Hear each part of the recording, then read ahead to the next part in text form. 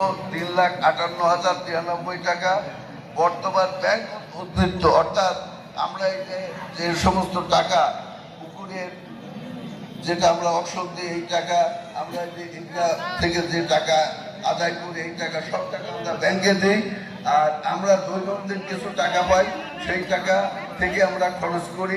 আমাদের এখন ব্যাংকে বর্তমানে উদ্বৃত্ত আছে 7,29,248 টাকা 90 পয়সা। অর্থাৎ আপনাদের এই প্রতিষ্ঠানে এখন ব্যাংকে জমা আছে 7,29,248 টাকা। আপনাদের আরেকটা কথা জানাচ্ছি, আমাদের এই ডান পাশে পুকুরটি, এই পুকুরটি আমরা যদি লিজ দিলে পারে ইউরিয়া সার ব্যবহার করে, বিভিন্ন সার ব্যবহার করে, মাছ ওই মাটির এত নরম হয়ে যায়, সেখানে খেয়ে আপনার লুজ করে ফেলে।